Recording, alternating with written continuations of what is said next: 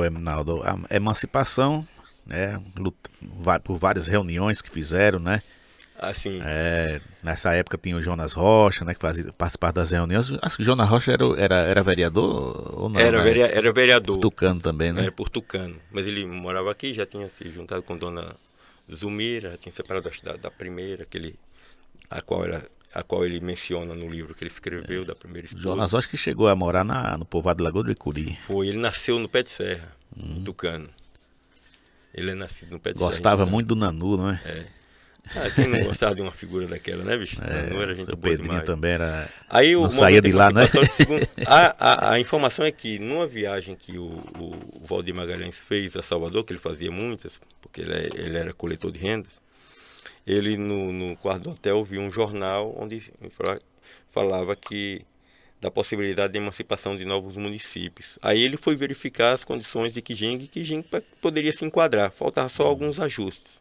Aí ele veio com essa ideia para cá, juntou entusiastas, um dos maiores entusiastas, dois dos grandes entusiastas da emancipação, que abraçaram a ideia do Valdir, que teve incentivo de bastidor do Zusa Bezerra. Isso. Né? O Zusa Bezerra ficou mais de bastidores, já que ele era político influente em Euclides da Cunha.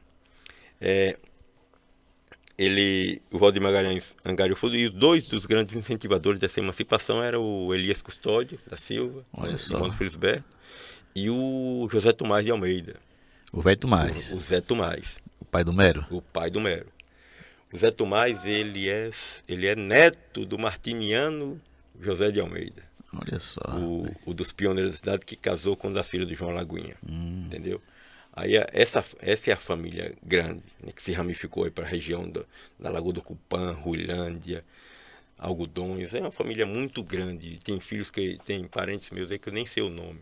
Né? Aí houve esse movimento emancipatório. Havia gente, pessoas no Quijingue que eram incrédulas em relação a esta realização. Mas Não acreditava. eu não acreditava Até o por próprio, segundo a Dona Maria da Pensão, o próprio Jonas Rocha não acreditava tanto que ia acontecer isso. há relatos de que o Jonas era super cético, que você é doido, Valdir, isso não vai acontecer nunca. E de fato aconteceu. E por ironia do destino, né, o cético ganhou a primeira eleição. Né, e o sonhador, não Né? triunfou. Mas por quê? Porque o cético, depois de verificar, de consumada a emancipação, ele se propôs a ser prefeito e fez a sua campanha de uma maneira bonita, né? Montou aí no seu lombo de burro e botou o livro com seu guarda-chuva, com sua espada. Com seu livro, e com seus livros de registro na mão. No alfoge, né? Correu o município enquanto tinha uma boa conversa, na cidade, né? O Valdir, pensando no clima já ganhou, né? Já ganhou, ele praticamente não fez campanha, porque ele confiava que ele seria o prefeito, porque naturalmente seria, assim. Mas o Jonas Rocha fez um trabalho sensacional, de persuasão mesmo, né? Saiu para campo, de determinação, saiu a campo e foi agraciado com aquela boa conversa que ele tinha, né? Cabra inteligente, né? E muito inteligente. Aí foi agraciado com a primeira eleição de prefeito. E ele honrou muito bem essa gestão, fez os primeiros passos de administração pública muito bem feitos, cujos traços ainda permanecem aí, né? Ainda permanecem os bons traços, né, de gestão pública, e do braço dele, né, eles ainda remanesce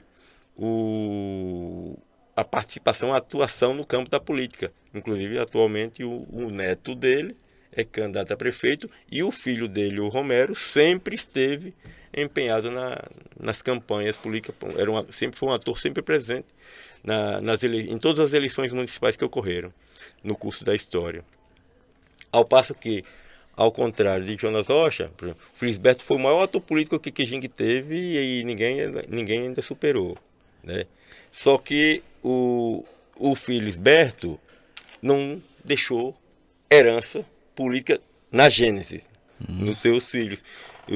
Dos filhos do Felisberto, filhas e netos, Aldair chegou a ser vereadora, mas depois parou, mora em Cruz da Cunha, de maneira que dos filhos, filhas e netos do Felisberto, nenhum seguiu e tem ou, atualmente influência política no município.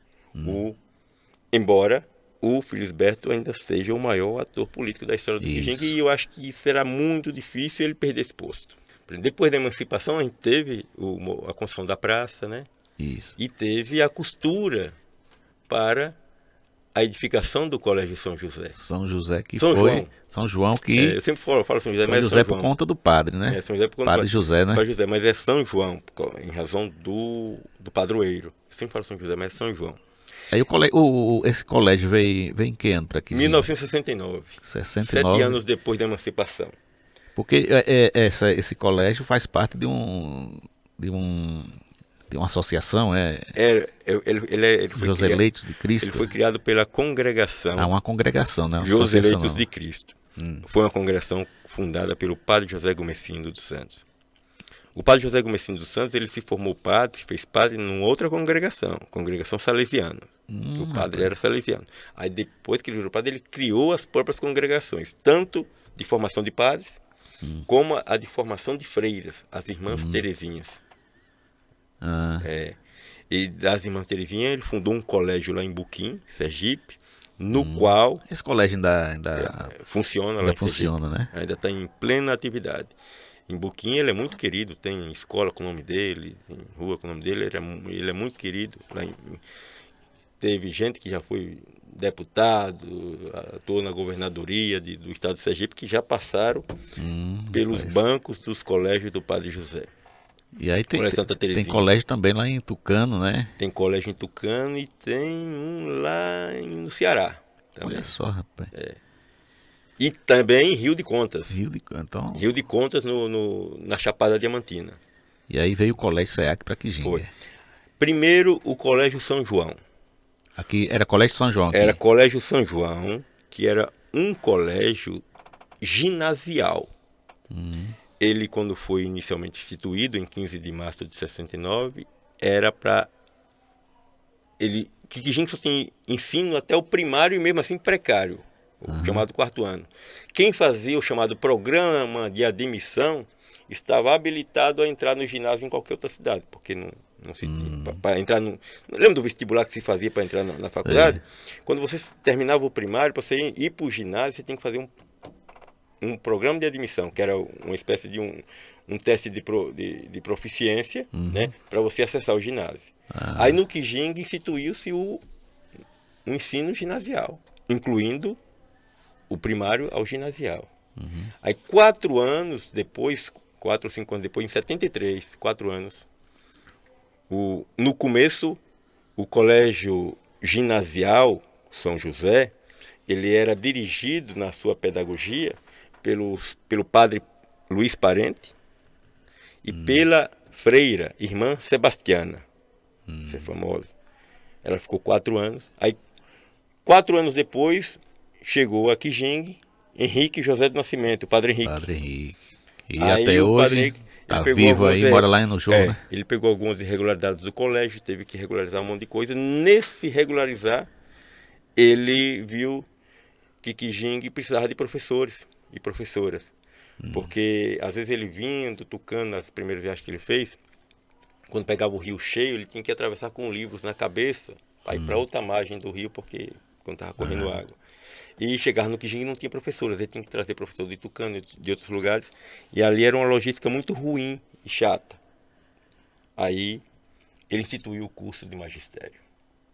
E transformou o Colégio São José em SEAC. Quem fundou o SEAC, com o nome SEAC, foi o Padre Henrique. Aí ele foi o primeiro diretor, ele fez essa mudança de nome, instituiu o curso de magistério, porque ele sabia que precisava de professores em Quijingue. Né? E a partir daí o SEAC nasceu, e depois tivemos a primeira turma de pessoas que nem imaginavam um dia fazer um 2º grau, que era uma coisa tão distante para o sertanejo, estavam aqui se formando, como José Barbosa da Silva, a Zelitinha Cavalcante, a Josa Carvalho, a professora Joselita Carvalho, a Josa do seu Totonho, Claudi. A Claudi, pessoas que já tinham passado do tempo no tempo corriqueiro, aquilo que é considerado como normal, de sentar numa cadeira de escola. Isso. E essas pessoas sentaram na cadeira de escola praticamente já numa fase madura, entendeu? E se formaram e contribuíram enormemente. Lourdes, grande, a Lourdes Maria de A dona Andrade, Lourdes, a mãe da Fátima. a mãe da Fafá. E outras tantas pessoas que conseguiram lograr uma formação. E nós que estivemos por lá, né, Foi. também. Aí nós chegamos, depois nós já chegamos com o caminho mais florido. Bem florido, né? Agora, o que foi determinante para que o SEAC emprestasse os seus serviços relevantes para a população de Quijingue e outras pessoas que vinham de outro lugar, porque Quijingue, a partir daí, passou a ser uma das referências de ensino na região. Era um polo de educação e formação. Muita gente não tinha curso de magistério. Até Euclides da Cunha, Tinha gente de Tucano. da Cunha. Tucano já tinha. Não, Tucano já tinha. Monte Santo, essa região. Veio gente aí porque não tinha magistério, só veio estar em Quijingue. Então Quijingue passou a ser um polo, né? Um polo. Agora, essa escola de Quijingue, o SEAC se manteve em Quijingue, a gente só percebe isso com o passar do tempo. Eu me recordo que quando eu tinha meus 16, 17 anos, eu bradava, eu era boca preta. O que é a política? A política a gente tem que fazer com paixão, mas tem que fazer com discernimento. Né? Eu era contrário a Felisberto. Mas com o passar da história, eu percebi a importância que Felisberto teve para Quijingue. Ele segurou uma espécie de uma onda, de Mário, até a chegada de pessoas realmente mais gabaritadas para pegar o legado dele e fazer. É como se alguém vai a um garimpo, pega uma pepita bruta e ele não sabe como lapidar. Mas eu estou aqui, eu seguro. O cara manteve sob proteção a pepita bruta. Aí, tempos depois, chegaram aqueles que podiam lapidar essa pedra. Né? Mais capacidade intelectual, né? Mas eu, pelo menos até o momento, não vi quem o lapidou. Eu vejo mais delapidação do que lapidação. Isso. Entendeu? Mas ainda, sempre é tempo da gente fazer essa correção de rumo. E eu falo da importância de Felisberto porque foi no período de Felisberto que nós tivemos a oportunidade de estar no SEAC. Porque o SEAC era um colégio particular, bem mas organizado, que só funcionava com fomento público, com o chamado subsídio das bolsas. Isso. E pouca gente pagava a bolsa, ou quem pagava praticamente era uma contribuição módica para o SEAC. Porque o SEAC vivia dos subsídios que a prefeitura dava para sustentar os alunos quijinguenses dentro do colégio. Tanto é que depois que Felisberto saiu de cena, aí houve uma transformação. Para pior, o SEAC ficou, ao Deus dará, criaram o Colégio Sedlen, aqui, né? E houve uma fuga das pessoas do SEAC para o Colégio SEAC, porque o SEAC deixou de ter o subsídio. Isso. Aí, como as pessoas são pobres, a pessoa não matriculava mais no SEAC. Aí a gente viu todo o esforço do padre França, né, na tentativa de manter o SEAC de pé, e ele ainda tentou inovar, trazendo curso superior, FTC. Eu fiz lá no SEAC. Né, curso superior. Bom, aí a gente está diante de uma figura que também merece um capítulo à parte, a gente conversa sobre ele depois.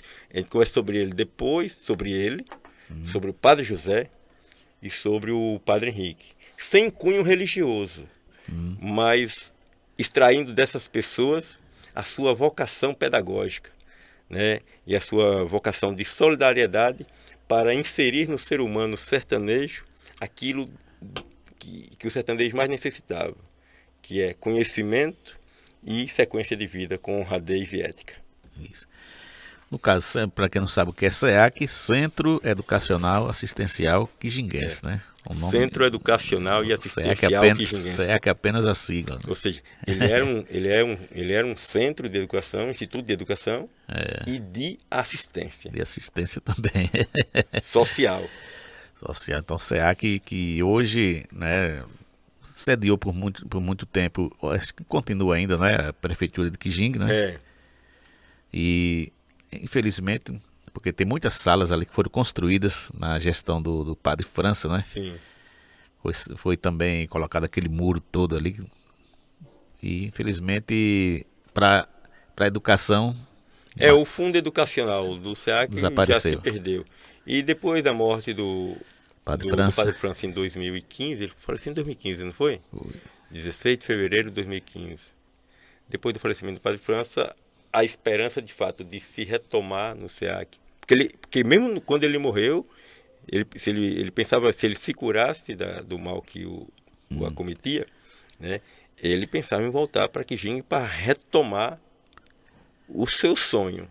E o seu sonho era proporcionar à coletividade e à juventude quijinguense, né, esperança e dias melhores e o melhor serviço. E a homenagem que deram a ele agora no colégio, né, tiraram o nome Selen, agora é Colégio Padre Francisco Gonçalves de Souza. Colégio, tem outro nome aí,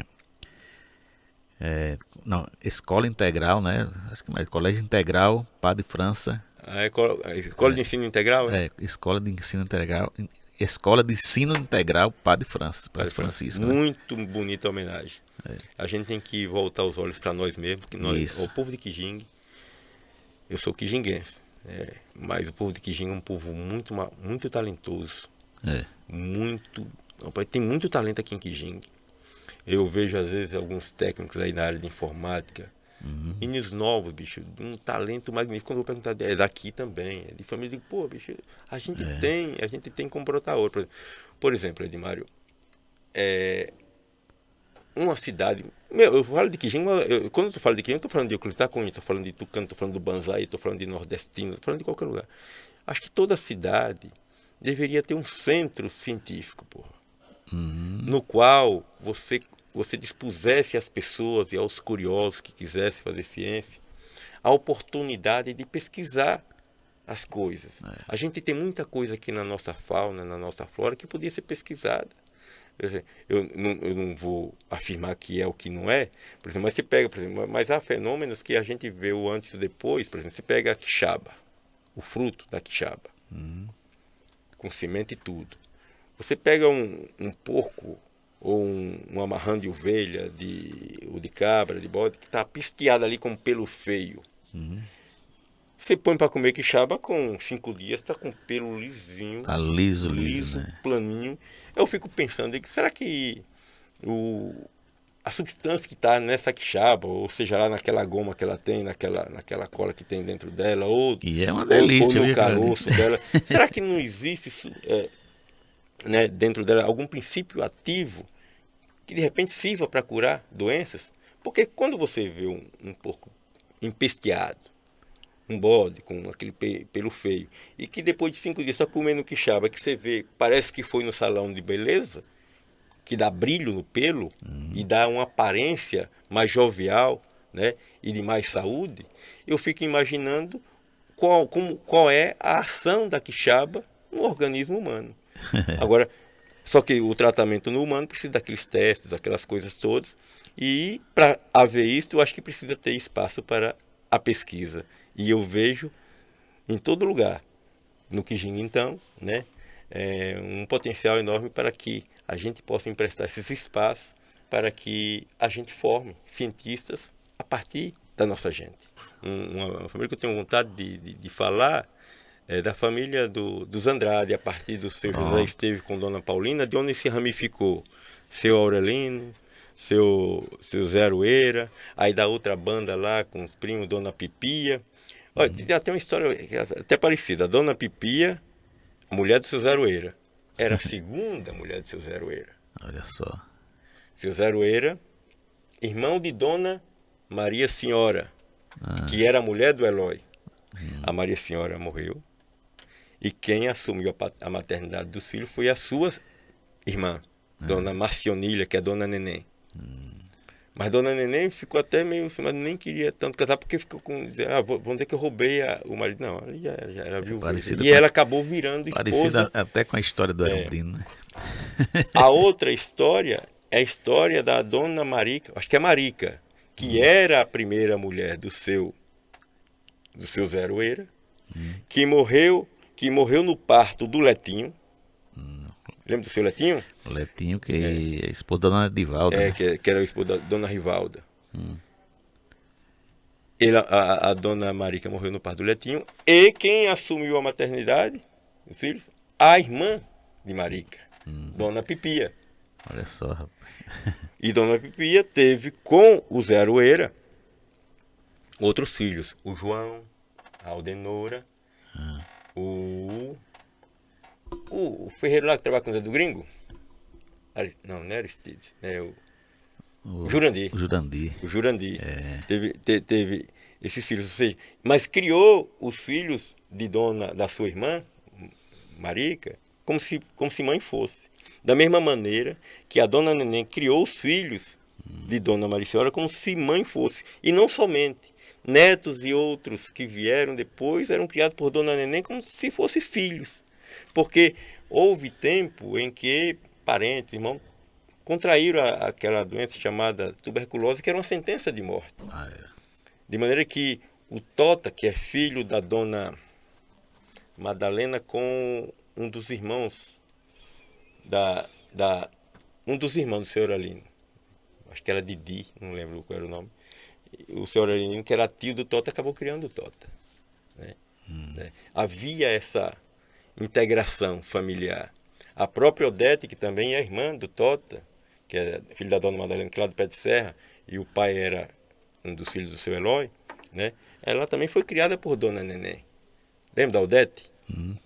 Da Odete, ela era prima da família, mas é como se fosse irmã. E se trata como verdadeiros irmãos. E essa relação que eu vejo. A dona Neném era uma figura humana sensacional. Tive o prazer de conhecer. Na casa dela, todos eram abarcados com amor, com cuidado, com carinho. Isso. Ela era disciplinadora também, né? E eu vejo nessas ações, tipo da dona Pipia e da dona Neném, uma renúncia ao bem umbilical para você abraçar algo que é muito mais abrangente, que é um amor coletivo. E aquele amor coletivo de família sempre me encantou. Quando eu ia na casa da dona Neném, do seu Eloy, eu ainda alcancei seu Eloy vivo, com problema de visão, que é um problema genético lá da família. Eu alcancei, tive o prazer de conhecer. E a dona Pipia eu também conheci, tive muita amizade com ela. Essas mulheres vieram ao mundo e deram aula de amor e de paternidade. Certo. Então, esse é meu Kijing. Então, até o próximo vídeo, se Deus quiser, com mais gravações com Enaldo, aqui no canal Triunfo TV Cultural. E aproveite para se inscrever no canal, né, Enaldo? Se inscrever no canal e acompanhar os passos da nossa gente. Isso, atola o dedo lá, como diz o pessoal aí do YouTube, né? Do YouTube. Compartilhe, comente também com seus amigos. O Gessie Quirino fala, e aperte no pitoco. No pitoco. Tá certo. Valeu. Tchau, tchau. Tchau, um abraço a todos.